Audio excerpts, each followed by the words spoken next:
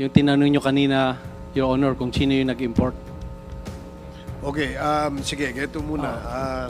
You hold on to your horses, Mark.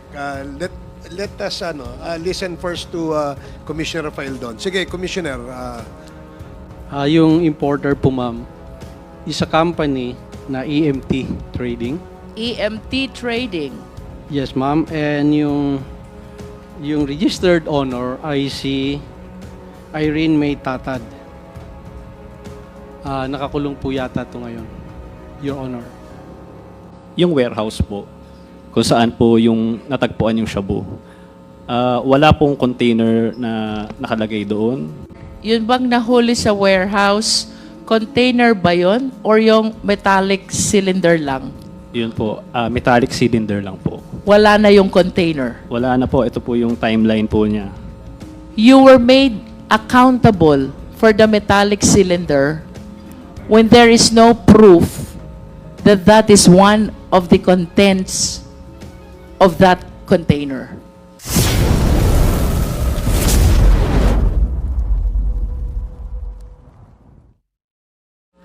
Sir, medyo naputol po tayo dun sa importer's accreditation. Let me continue that line, Commissioner Faildon.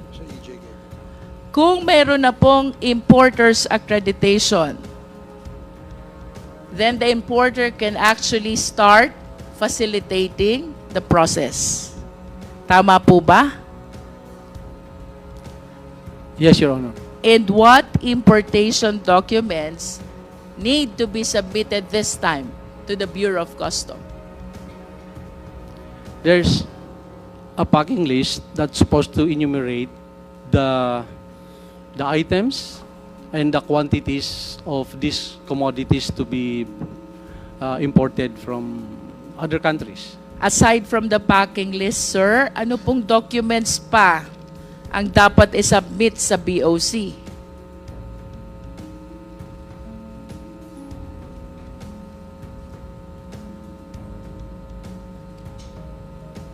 This is the importation proper already. The importer already secured the accreditation. So, mag-i-import na siya. What documents need to be submitted to the BOC? You mentioned about the packing list. What else, Commissioner? The specific term, ma'am, I cannot mention it, but these are the invoices of these commodities from the corporation or from the manufacturer. You get these commodities. This is to attest that the amount you specify there is correct. Dito po yung invoice from the manufacturers where these commodities will be coming from, Your Honor. The packing list contains the description and the quantity of the goods, correct? While the commercial invoice contains the value. The of value, goods. ma'am, because this is where the tariff will be computed once these commodities arrive in the country, And Your when Honor. you say tariff, it means importation tax. Yes, Your Honor. Does it include bill of lading, Commissioner? Yes, Your Honor. Ano po bang nilalaman naman itong bill of lading in the interest of the Filipino people? Until you physically open the commodities in their packaging, it is very hard to assume that these are exactly the same as it is stated in those documents, Your Honor. Yes, but with respect to the document bill of lading itself, what do we see from the bill of lading? The shipment where these commodities will be coming in. Can you please cite the information we see from the bill of lading? Yung mga anong barko siya nakasakay, what are the containers, so that this can be tracked. Containers, reference number?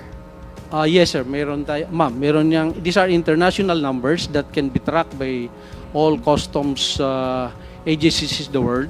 Kaya po meron number itong mga containers na to. Pag sinabi niyo po bang tracking number, ito po bang binanggit ko kanina about the 6.4 billion shabu?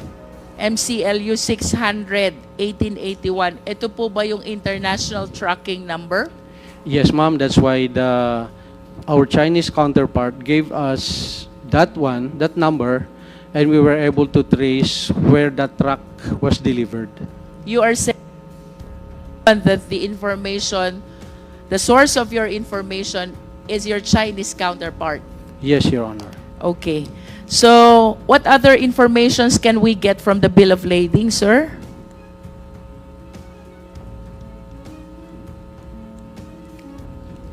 We have the international tracking number.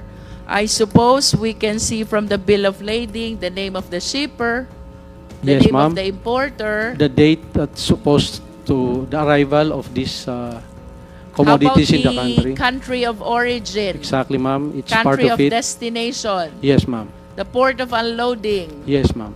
The consignee? Yes, ma'am. And the shipping line? Yes, ma'am. Can we determine through the bill of lading also the people facilitating the shipment here in the Philippines, apart from the importer? Like, for example, custom broker? The brokers.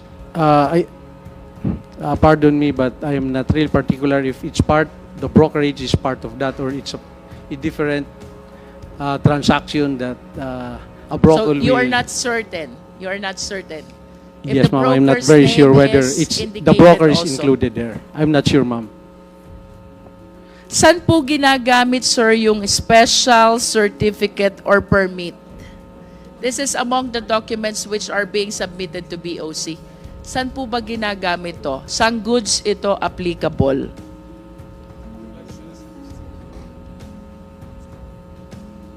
Or what kind of importation requires special certificates or permit? I think some government importation. For example po, The importation of some government requirements that does not require payment of tariff, they may have different and special importation permit, Your Honor. can we cite as example firearms and ammunitions if the Philippine government, for example, is importing some? Yes, Your Honor. Ano po yung special permit na tinutukoy doon? The specifics of the permit, I cannot. And that permit is issued by the Philippine government? They have to get. There's so many government agencies that they have to pass through. There's an approval from the Philippine National Police, from the finance. When you get this special permit, it's a multi government agencies that approves that permit, and Customs Commissioner is not part of those who will approve it. It's secretary levels and multi-government agencies, Your Honor. Halimbawa po, mag-import ako ng luxury vehicles. May special permit po bang kailangan doon?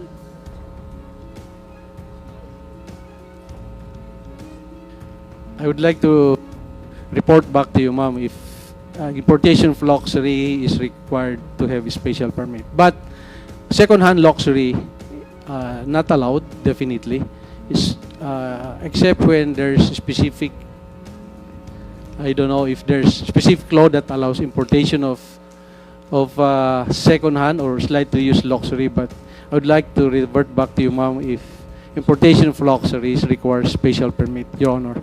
How about if I will be importing high-end branded garments or bags? Special permit required din po ba? I think the brand owner has to have a certificate that this specific, let's say, Hermes, are we talking about? Yes. They have to certify that these are genuine. So the certification being referred to here is issued by the company of the high-end brand. Yes, ma'am, because if this brand came into the country without those certification, they are subject to apprehension, Your Honor. I have this information that among the importation documents also is the classification of goods. Do you confirm this? Yes, Your Honor. And among the classification of goods, kasama po dyan yung general merchandise. Yes, ma'am. Diyan yung general merchandise po, yun yung medyo magulo kasi there's so many commodities that's classified general merchandise. So diyan po tayo nagkakaroon ng maraming problema sa ating peer, sa ating Can you court. please enlighten us, Commissioner? Ano po ba yung problemang na-generate nitong classification na general merchandise? Mag-import ng, let's say, mga non-branded sapatos, mga damit, pero hahaluan na yan ng kung ano-ano na high-end commodity or prohibited commodities. Usually, dun sa general merchandise, tayo nagkakaroon ng problema. So, pinapasok na nila dun yung mga kontrabando. So, hindi siya nakalista dun sa packing list nila. Talagang dun sa general merchandise, yun po yung madalas maabuso nung importer. And the brokers, sometimes the brokers, they really don't care kung ano yung laman ng containers. So, yan po yung nagkaroon tayo ng, that's where the corruption and so many other problems come into play, yung sa general merchandise. Your Honor. Commissioner, I will go back to you. Mr. Taguba, I remember during your previous testimony, you made mention of general merchandise in relation to TARA system. Can you enlighten us on this? Your Honor, yung general merchandise po, iba-iba po kasing may-ari nun. So, Iba-iba ang may-ari. Opo. Yung isang container, pwedeng may footwear, pwedeng may kitchenware. So, iba-iba. Hindi naman siya kontrabando, pero hindi siya dinedeclare kasi mahaba eh. Pag i-declare mo siya, ang may-ari ng container, ay yung may-ari ng produkto, sobrang dami ng laman ng isang container eh. So, hahaba yung ililist mong items. So, ang ginagawa, pag general merchandise, pipili na lang ng ilan na papayagan naman ng BOC. So, yun na lang i-declare. In other words, mayroong nakalista, mayroong hindi. Yes. General description po.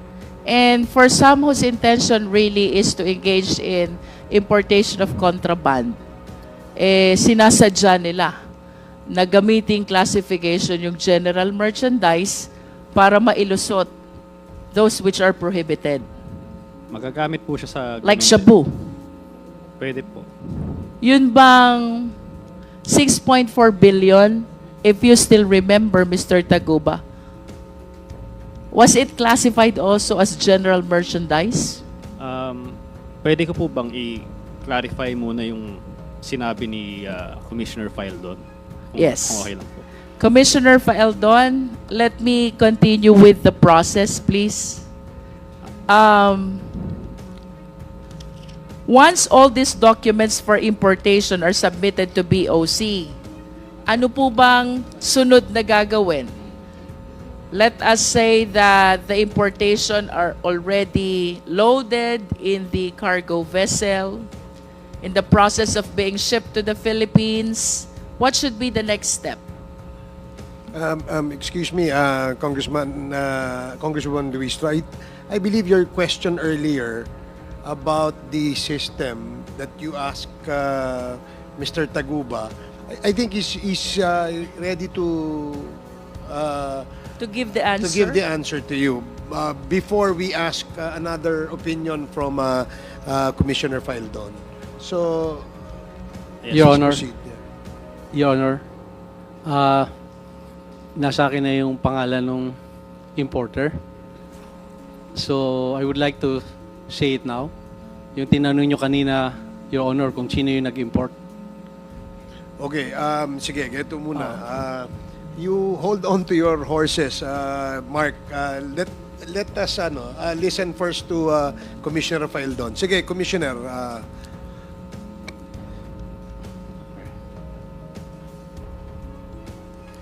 Yung importer po, ma'am, is a company na EMT Trading.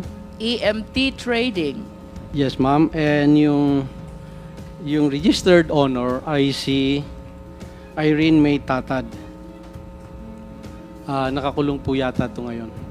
Your Honor. I would like Mr. Taguba to correct me if I'm wrong because I think siya yung I think he knows it. Okay, so sige. kung mali yung aking sinabi, I would So, ang consignee dun sa importation na yon ay EMT Trading. Tama, yes, Commissioner? Your Honor. Okay. The registered owner is Irene May Tatad. I'm sure Mr. Taguba may clarify this if this is wrong or not.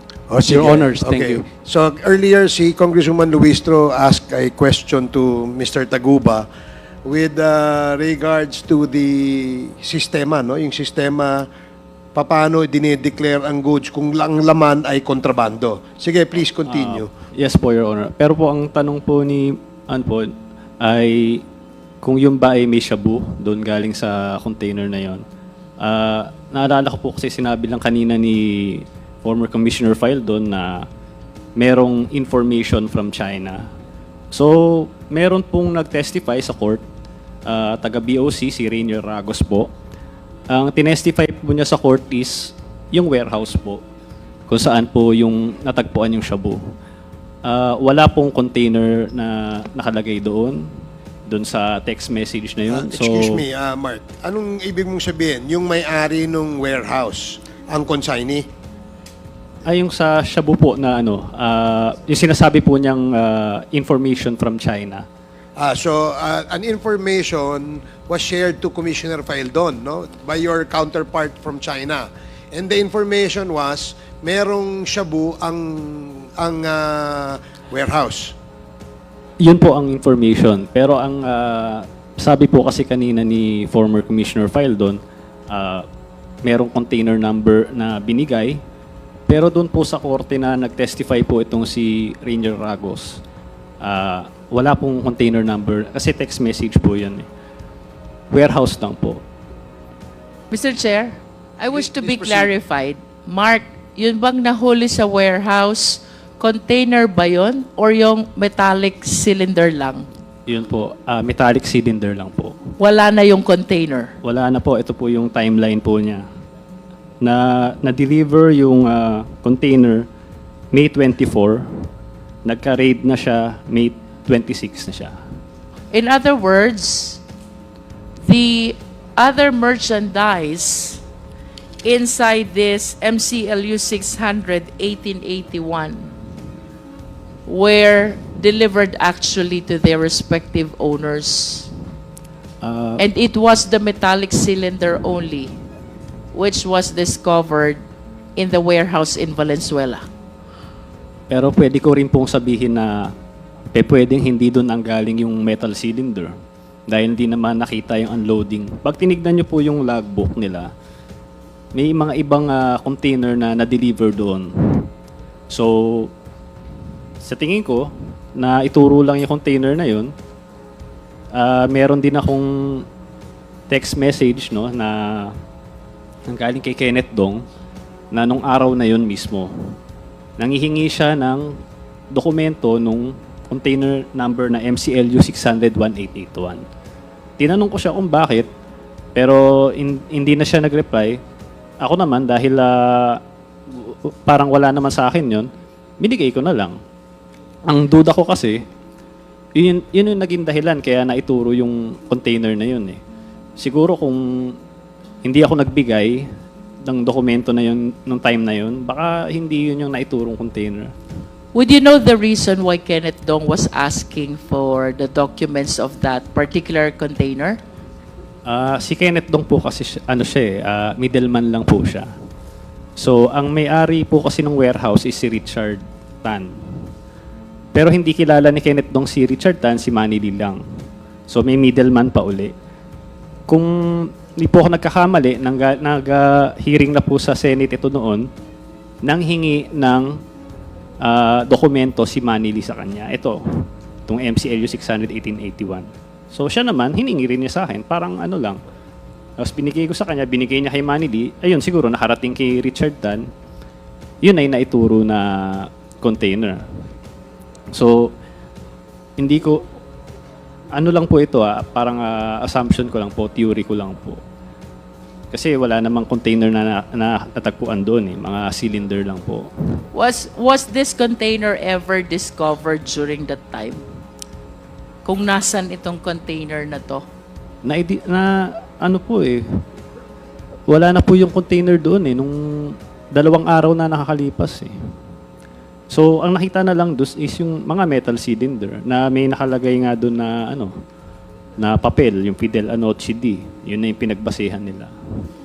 But do you confirm that that container, the shipment inside that container was classified as general merchandise?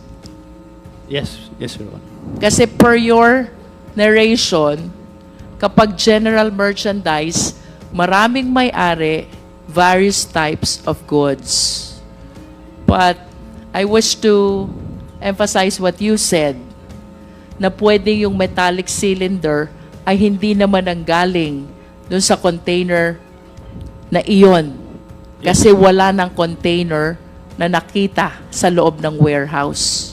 Wala po, hindi po. Wala If po that sila. is the case, Mr. Taguba, what therefore was the basis why you were made accountable for the metallic cylinder when there is no proof that that is one of the contents of that container? Yun po. Yung packing list naman, kailanman di ko nakita tong packing list na ito eh. Does the packing list mentions about metallic cylinder? Wala po. Yung sinasabi kong packing list, yung ANHI packing list, hindi po siya official document. Kailanman di ko siya nakita. Hindi siya sinabit sa BOC. Ang nakakaalam lang nito is si Manny Lee, sila Richard Tan, na yun, di umano, merong metal cylinder. And I remember you also testified before na you have a packing list with a stamp of the BOC, and another packing list was produced during the hearing in the court without the stamp of the BOC, and that was the one which was appreciated by the court. Yun po yung nangyari. Yung, Do you still have with you the packing list with the stamp of the BOC? ano na lang po, Xerox copy na lang po. But it still bear the stamp of the BOC? Yes po. Inano naman siya, verify po siya ng BOC na si Dennis Maniego na ito ay totoong dokumento. So, kahit wala yung original copy, kasi sinasubmit syempre sa BOC, kahit Xerox copy lang siya, pinatunayan naman na totoo ito. At gusto ko lang din iklaro yung AFTA. So, ito po yung isang special permit din po ito. Hindi naman permit, kumbaga, para makabawas sa tax. So, ASEAN-China Free Trade Agreement, hindi po ako nagkakamali. Yun po ay may tatak po ng Quarantine Bureau ng China na in-inspect po siya. At gusto ko lang din sabihin na katulad din sa Pilipinas, hindi lahat ng container ini-inspect.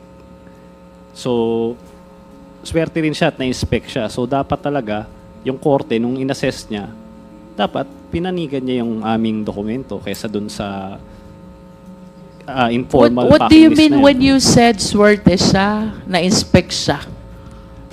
Hindi po lahat ng container na i-inspect. Ganon din po. Hindi ganon talaga. Sobrang daming container. So siya, na-inspect siya. Meron siya tatak ng Quarantine Bureau. Pinatunayan sa korte na totoo yun. Sa You're kasamaang- referring to this MCU 1881? Yes. Your Honor. Okay.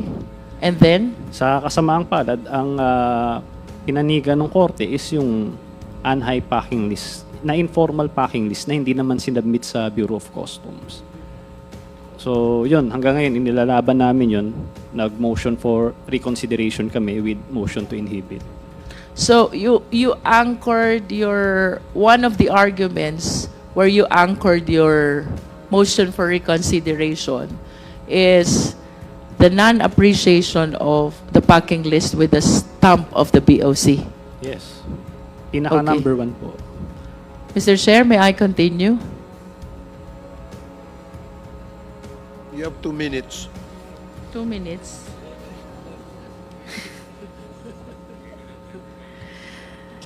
Commissioner Faeldon, I recall there's such a thing as declaration of goods with the BOC.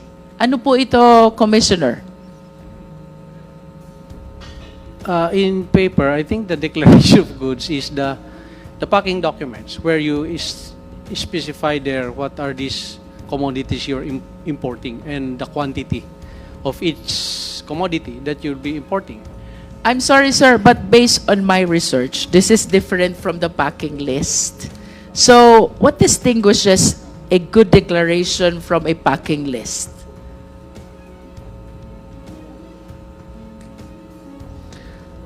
Based on my information, ito daw pong good declaration na ito ay isinasubmit sa BOC within certain number of days before the arrival of the shipment.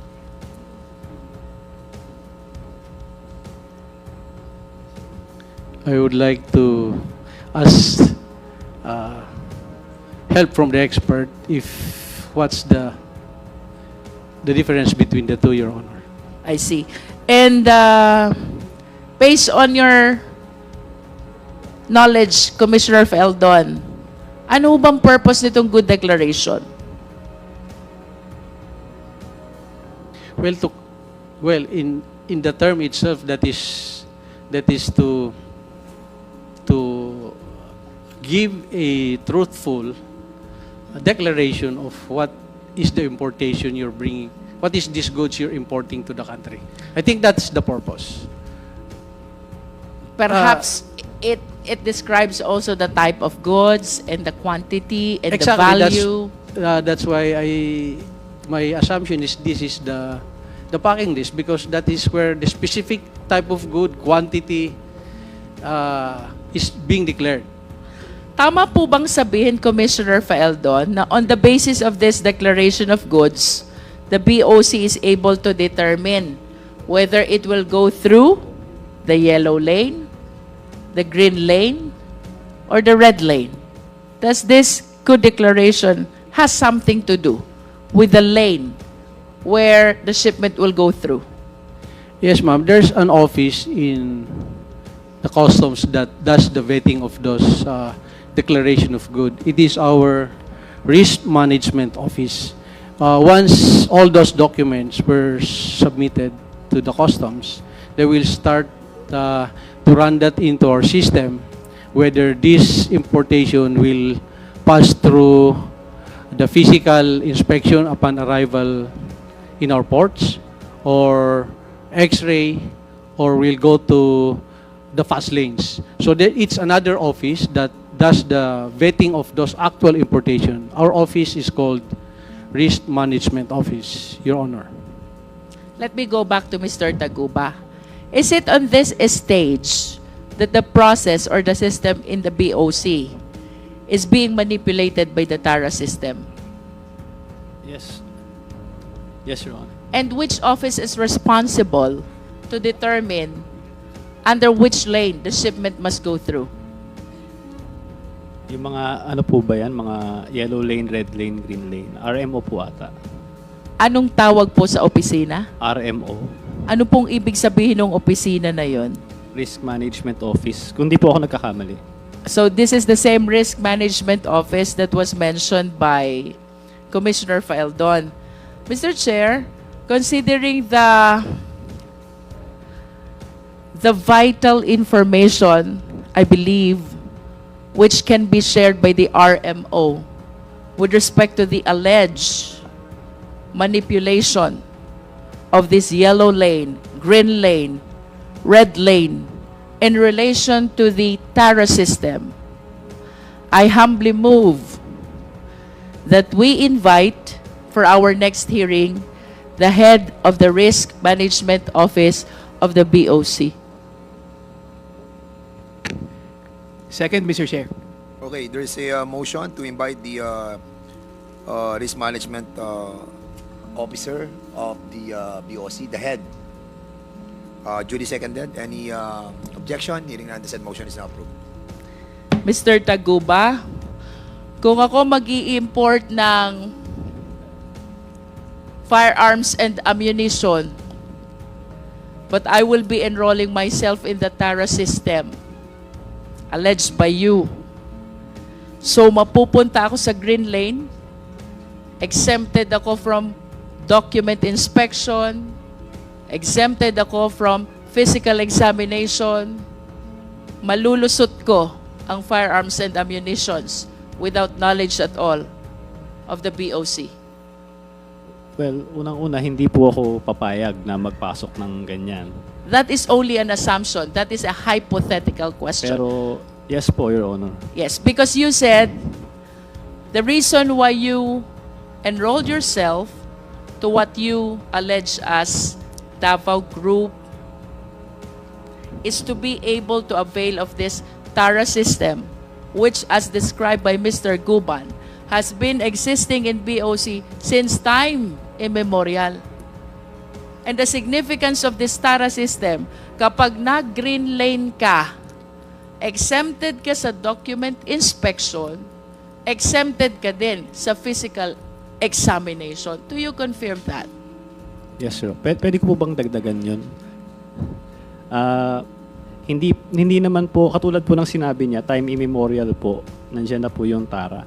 Hindi po naman namin ginusto na pasukin yung TARA system na yan. Kaya naman ginagawa yan, siyempre, yung mga negosyante, kung makakabawas ka ng babayaran, gagawin mo. Lalo na kung itong mga For some, yes. ito pong But for nagpapakonsolidate. some, there is intention really to bring in contraband. Yung iba ang gusto magtipid lang. Pero yung iba, chances are, the intention really is to bring in prohibited items. Would you agree Yes. with me? Yes, Your Honor. Pero katulad po ng sinabi ko, paano naman yung mga maliliit na nagnenegosyo kung yung kalaban nila na nagnenegosyo din, dumadaan sa TARA system, sila naman hindi. Paano nila maibibenta yung mga produkto nila na hindi nila kayang tapatan yung presyo ng mga taong yun? That is just a portion of a bigger perspective, Mr. Taguba. I am more alarmed about the national security of the country considering the manipulation of the entry of goods inside the country. For the information of the Filipino people, based on the previous testimony of our resource persons, kapag enrolled ka sa TARA system, you avail of the green lane, exempted ka sa document inspection, exempted ka sa physical examination. Kung nasa yellow lane ka, exempted ka sa document exemption, inspection, pero hindi ka exempted sa physical examination. Is that correct? Yes po. At Yes, Your kapag Honor. red lane ka, subject ka both to document inspection and to physical examination. Yes po, Your Honor. Okay.